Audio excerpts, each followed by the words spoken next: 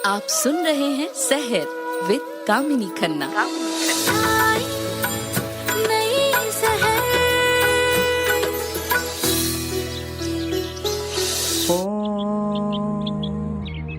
विष्णु को प्यारे शिव जी को प्यारे हैं श्री राम।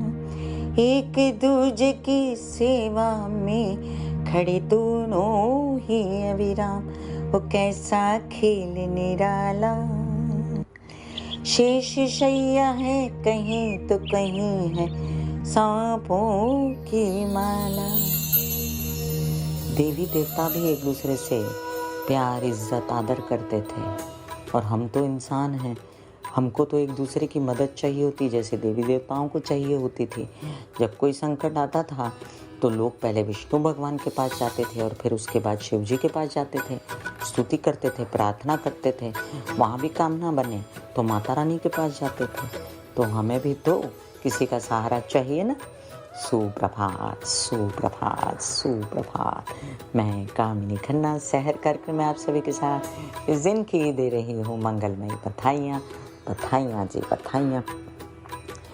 आइए जानते हैं कि आज है 2 नवंबर 2023। चंद्रमा मिथुन राशि में, अहोरात्र नक्षत्र है राहु का, आराद्रा देर रात्रि तक और शुक्र कन्या राशि में देर रात्रि को प्रवेश करने वाले हैं। थोड़ी ही देर में हम जानेंगे मेष से लेकर मीन राशि पर क्या असर होगा। प्रथम चरण में शुक्र के कन्या राशि में प्रवेश करने का इसी तरीके का असर हम जानेंगे 2 चरणों में कि शुक्र कैसे इफेक्ट कर रहे हैं सभी राशि वालों को। मेष राशि, आपके लिए शुक्र नीच के हो चले, इस बात की आपको चिंता है कि धन खराब ना हो, और आप याद रखें कि लोन्स ना लें ना दें, और साथ साथ में गलत फैसले ना लें किसी भी प्रकार के मामा पक्ष के लिए या अपने बैंकिंग रिलेटेड व्यवहारों के लिए। वृषभ राशि, आपके लिए आपके लग्नेश है शुक्र नीच के होकर जब दिमाग पर पंचम में बैठते हैं तो गलत डिसीजंस ले लेते हैं और आप परेशान हो जाते हैं कि बच्चों के लिए अपने लिए कैसे आगे बढ़ूं, वीज़ा कैसे लगे। तो घबराइए नहीं, थोड़े दिनों की बात है, सब ठीक हो जाएगा। बुध की स्थिति अच्छी है, आपको इतना घबराने की ज़रूरत नहीं है। मिथुन राशि, आपके लिए अब देखिए कि आपके पंचमेश हैं शुक्र और अपने से 12वें आते हैं, तो बच्चों के ऊपर खर्च, अपने व्यवसाय पे खर्च, विद्या पढ़ाई पे खर्च दिखाई देता है। और फिर घर में बेचैनी या कोई हेल्पर का छोड़ के चले जाना, वाहन की कोई खराबी, इसमें पैसे खराब ना हो, ध्यान रखना है।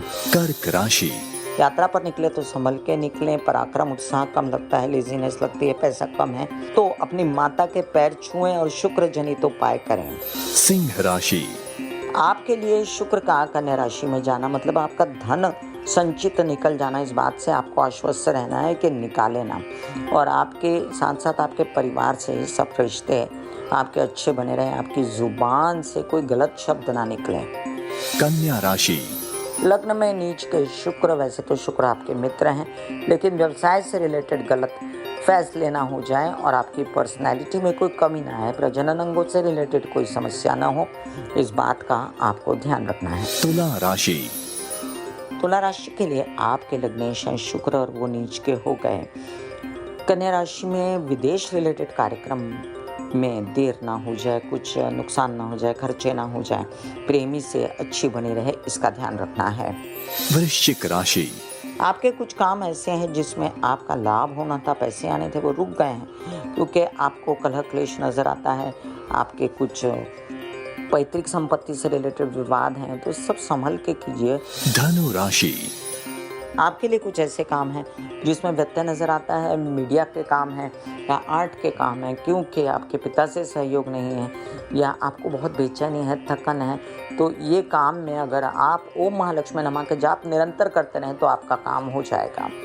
मकर राशि, आपके कुछ ऐसे काम जो आप निकलने के लिए घर से देख रहे हैं, यात्रा पर जाने के लिए देख रहे हैं और आपको समय नहीं मिल रहा, आपका काम ही नहीं बन रहा, तो आपको क्या करना है, अपना मन स्ट्रांग करने के लिए मेडिटेशन करना है और महाकाली की आराधना करते हुए ओम ऐं ग्रीं क्लीं चामुंडा विच्चे के जाप करके काम पे लगना है।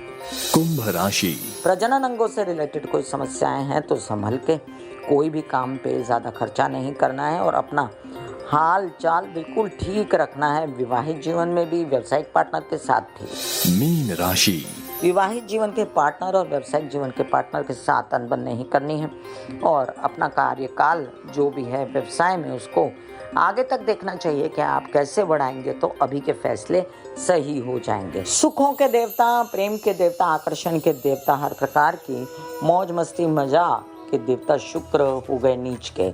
अब ये बात किसको बिल्कुल नहीं सुहा रही है तो वो तो है वृषभ राशि और तुला राशि, उनको बिल्कुल नहीं सुहा रहा, मिथुन राशि को भी नहीं सुहा रहा, कन्या राशि को भी नहीं सुहा रहा, लेकिन फिर भी किनको ठीक ठाक है, चलो ठीक है शुक्र हो भी गए तो हमको क्या फर्क पड़ता है। तो वो राशि है सिंह राशि जिनको खास कुछ फर्क नहीं पड़ता और धनु राशि जिनको खास कुछ फर्क नहीं पड़ता। फिर भी आप ओम महालक्ष्मी नमः के जाप करते रहें जिससे आपका जीवन सुचारू रूप से चलता रहे। आइए अब शुक्र के लिए मैं उपाय बताती हूँ, वो लोग उपाय करें जिनके लिए शुक्र कारक है। आप महालक्ष्मी के मंदिर विजिट कर सकते हैं, आप पहन सकते हैं हीरा, या आपके पास अगर इतना धन ना हो हीरा लाने के लिए तो आप जिरकॉन यानी जरकॉन पहन सकते हैं, अमेरिकन डायमंड पहन सकते हैं। गुरुवार तक उसे जल में भिगोएं, गंगा जल में, और शुक्रवार के दिन सुबह ओम महालक्ष्मी नमः के 108 जाप करके अपनी रिंग फिंगर में पहन ले। सुप्रभात सुप्रभात सुप्रभात। आइए किसी एक की समस्या का समाधान ईश कृपा से किए देती हूँ। कौस्तुभ जी मुलुंड मुंबई से लिखते हैं, 1 साल से पढ़ाई में मन नहीं लगता, गलत संगत में पड़ गया हूँ, उपाय बताएं, बहुत परेशान हूँ। नंबर दिया है 11। कौस्तुभ जी गलत संगत में पढ़ना बहुत गलत बात है और आपका जो पढ़ाई में मन नहीं लग रहा उसके लिए आपको जो है कृष्ण की आराधना करनी चाहिए, हरे कृष्णा के जाप करने चाहिए और प्रैक्टिकल हो जाए। गलत संगत धीमे धीमे छोड़ दीजिए, सुबह जल्दी उठिए, रात को जल्दी सोएं, ओम के जाप करें, सूर्य के आगे अच्छी किताबें पढ़ें, अच्छा साहित्य पढ़ें, मोबाइल पे कम रहें। हो गया जी इनकी समस्या का समाधान। फिर मिलूंगी इसी कार्यक्रम में जिसका नाम है सहर।